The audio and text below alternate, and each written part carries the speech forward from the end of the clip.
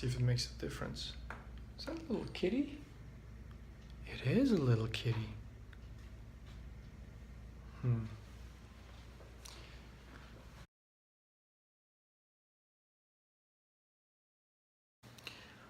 It's been a long day. Not quite as productive as I wanted because of the some of the problems with the social media and getting the art done for it took a little too long. I also took too long on finishing up page 7. It just took too long. I had 2 panels. One I hardly had to do anything for, but that one with 4 characters, it being 4 characters in an odd perspective, it really slowed me down. So I started, as you can see, I started on the next page. And I probably drew for about 40 minutes. This is a 40-minute video, crunched down to about 5. And I'm quite happy how it came out, as you can see. It's not finished. I still have to do a lot on the right. But I'm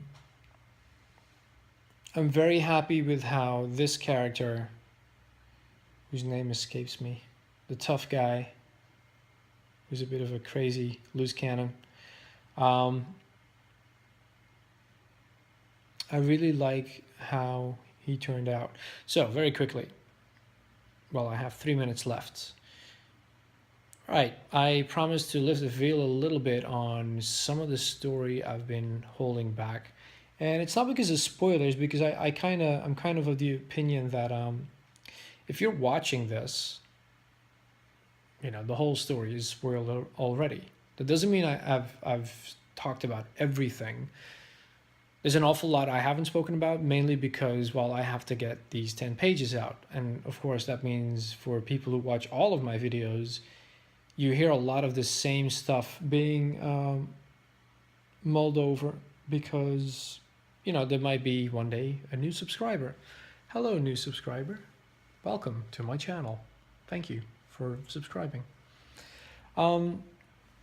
So this guy, he's a bit of a loose cannon, and he's got a bit of a bully relationship with Francis, who's the other laborer, if you will, who's always on the outside of the ship, not so much in the cockpit like where Vez and Scylla. Hello, kitty. Are you coming to say hello or no? No? Okay.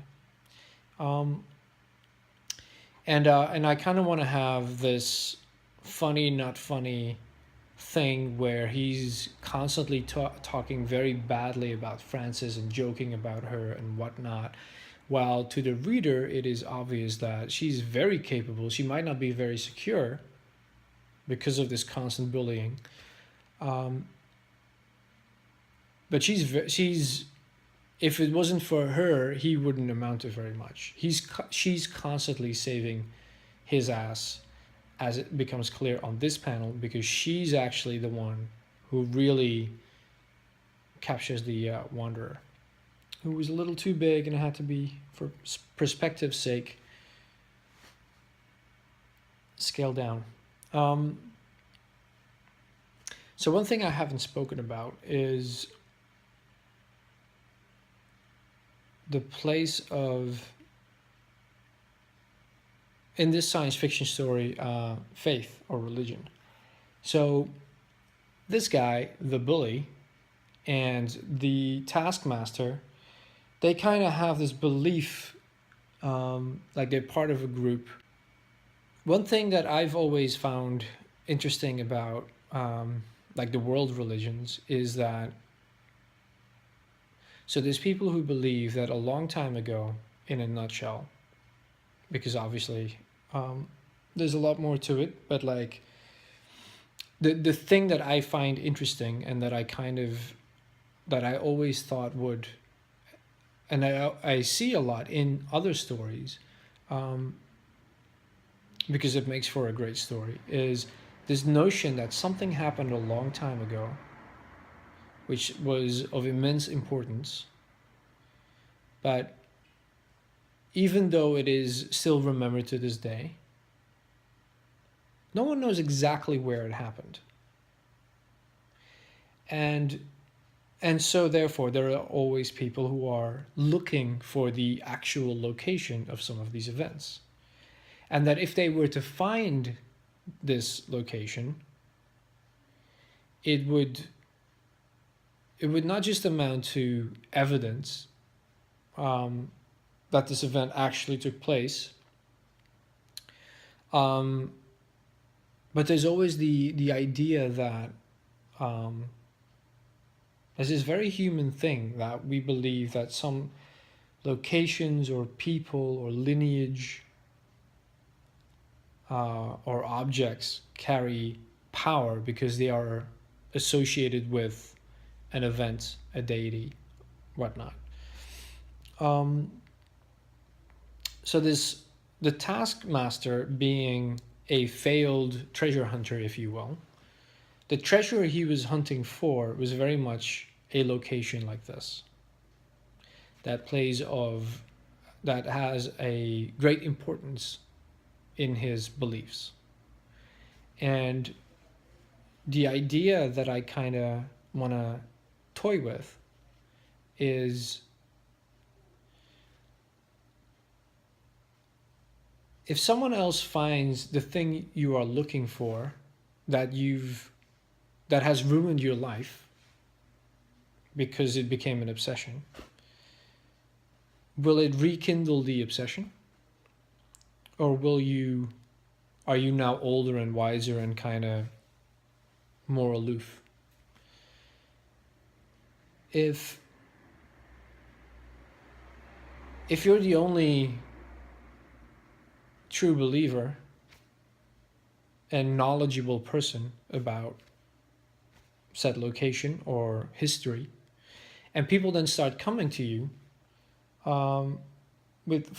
full of questions, that makes you a person of importance.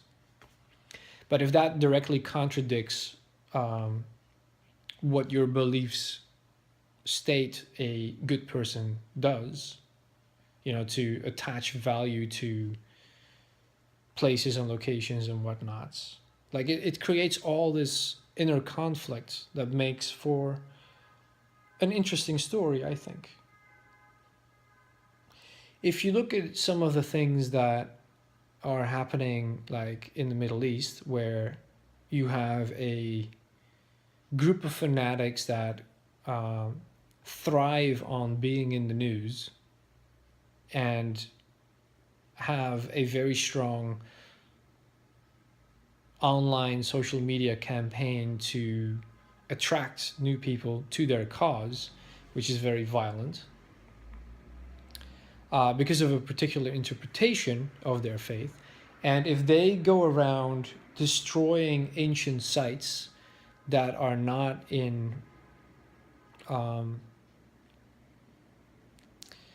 that are an affront to their beliefs, but at the same time, those who are considered guardians of that same beliefs go around destroying actual locations of their beliefs because they still consider it an affront, that creates all sorts of interesting stories to draw from. And I'm kind of fascinated by these actual events that you can read about in the news. But I also think, like, if you take that and you would put it in a science fiction setting, it would allow you to talk about these. It would allow you to talk about it and like have opinions about it and play with it, and maybe even take it to a logical conclusion just to see what would happen. I think that could make for an interesting story. Even though years ago, James Cameron was in the news because he claimed to have found the tomb of Christ. And that, in a way, which was, it was in the news, it made front news in some papers, but at the same time, people just kind of you know, like who remembers it now? Because is it important to the beliefs of 2 billion people? Not really.